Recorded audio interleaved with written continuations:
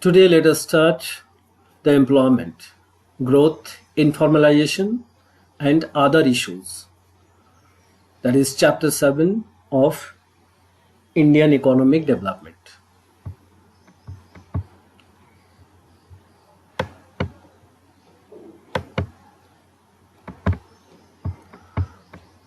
Who are the workers? Workers are those who are engaged in economic activities in whatever capacity are defined as workers. Economic activities. What are the economic activities? All those who are engaged in economic activities. Now, what are the economic activities?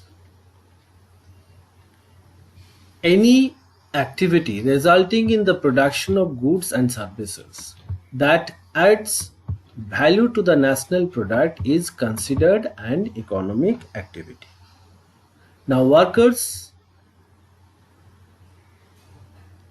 those who are engaged in economic activities, even if they temporarily abstain from work on account of illness, injury, bad weather, festivals, or any other reasons, they are also included as workers. Now let us know the different terms. Labor force. All persons in a country who are working or seeking work are included in the labor force. Persons who are not seeking work or are not available for work on account of disability, domestic work, pursuit of education, or any other reason whatsoever do not form part of the labor force. So there is a difference between workers and the labor force. So what are the labor force? The labor force is the persons working and persons those who are seeking for work. Persons working plus persons seeking work. This constitute labor force of a country. Labor force participation rate, LFPR. Labor force divided by total population multiplied by 100. We get the labor force population rate. What is the workforce?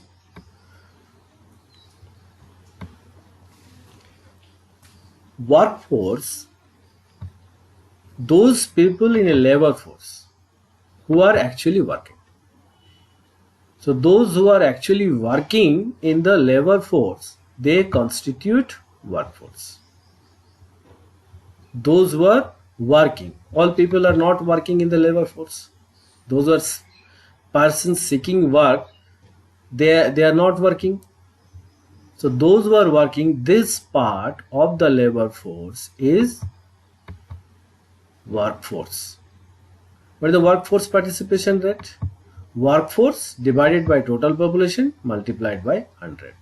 This is workforce participation rate.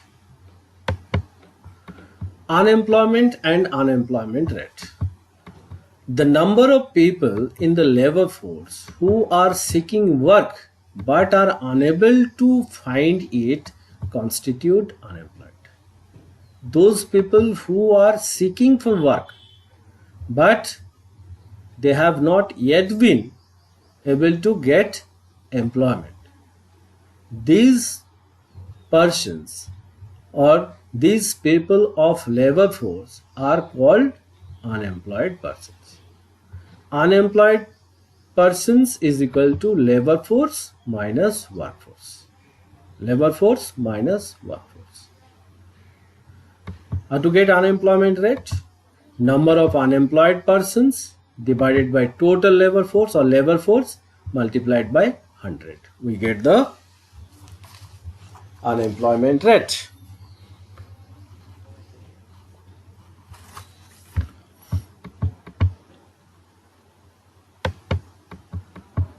Why do people work? There are several reasons for that the people work. First is the money. People work to make money. They need money for food, for rent, and to have fun with their friends and family. People, that means the people work for earning a living. So that is the first reason of why people work. Second, independence. Money is not the only reason to work. Working can also give someone more independence and more control over his or her own life. When you work, you are learning new things, getting more skills, and making friends with people you meet through your job. So that is also your independence, your satisfaction. For that also people work. Community. People work to be part of and contribute to their communities. This means that jobs exist not only for your benefit, but jobs also let you help others. For example, I have a job in an office delivering the mail. I am helping the whole office save time and get stuff done. So this is part of the community. You can feel that you are the part of the community through the work. Sense of self-worth. Work gives us a sense of self-worth and enables us to relate ourselves meaningfully with others. So this is also reason why people do work. Development of the country. Every working person is actively contributing to national income, and hence the development of the country by engaging in various economic activities. When you are working, you are the part of the production. You produce goods and services, and that is counted while estimating national income. That means you are contributing to the national income. So those who work, they contribute for the development of the country. A sense of accomplishment. When we work to meet the requirements of those who are dependent on us. There are many persons who are dependent on us, maybe the small children or the aged parents, aged family members. They depend on some people, those who work. So these are the reasons for why people do work. Important facts regarding labor force and workforce in India during 2011-12. That is given in your book 2011-12. The data is given from there. Let us find out some important facts.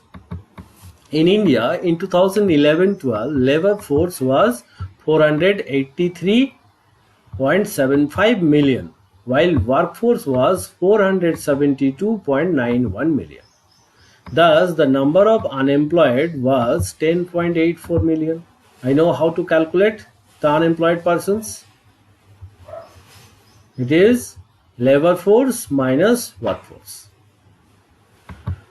Rural workers constitute about 3/4 of the total workforce of roughly 473 millions. 473 millions is the rural workers. This is natural because majority of people in your country live in rural areas. That is the 3/4 of the total workforce are the rural workers. About 70% workers are males. That means 30% are the female. Thus, men form majority of the workforce in India. The proportion of female workers is low. While women account for 1/3 of the rural workforce, their share in urban workforce is just 1/5. There is a reason that one of the important reasons for the low share of women in employment is that a very large percentage of them are involved in various part-time economic activities like tending to cattle, working as farm labor, along with their household duties like cooking, cleaning, child bearing, and child rearing, which are very poorly counted and not taken into account by the National Statistical Survey, resulting in underreporting of economic participation of women. In this context, an anomaly may be pointed out. While the work of a housewife is not counted as part of GDP, the same work done by a maid forms part of GDP, because maid is paid in terms of wages. On account of this, some economists have argued in that the invisible services rendered by women should be estimated and accounted for in national income. Then this should automatically increase the workforce participation rates of females.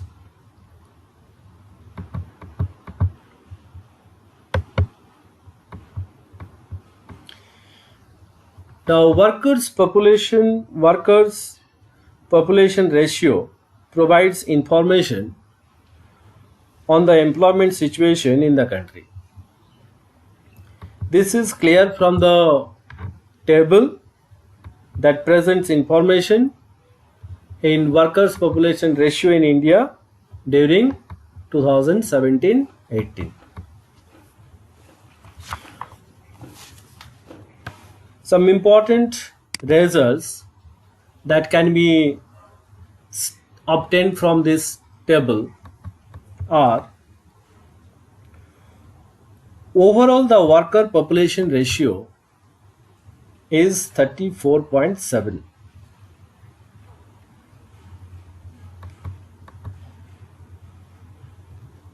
There is vast difference in male and female participation rates in India. More than half, that is 52.1%, males are working, while less than one-fifth, that is 16.5%, females are working. This is indicative of the relatively low status of women in Indian society. Workforce participation rate in rural areas, 35% is higher than in urban areas, that is 33.9%. Higher participation in rural areas is due to the fact that because of low income and limited resources, more rural people are obliged to join the workforce. Moreover, there are fewer educational opportunities in rural areas than urban areas. As a result, rural youth enter the workforce at an early age, and that's why rural participation is more. Workforce participation rate for rural women is at 17.5%, is much higher than that for urban women at 14.25%. In other words, we can say, while almost one-fifth of rural women work, and that is less than one-fifth urban women work. This is due to the fact that because of high poverty levels in rural areas, more women offer themselves for work, and in urban areas many economically affluent households are present. Women generally do not participate in the employment market, and that is why the women participation in workforce in urban areas is less compared to rural women.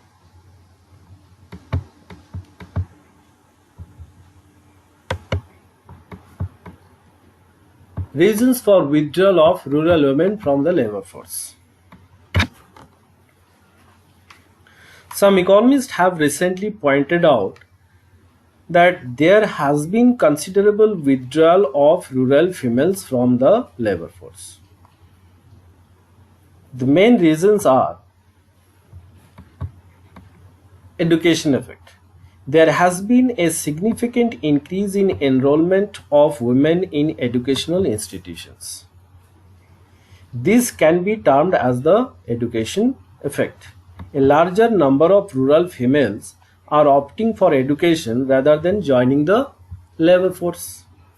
Second is income effect. The second reason is the income effect.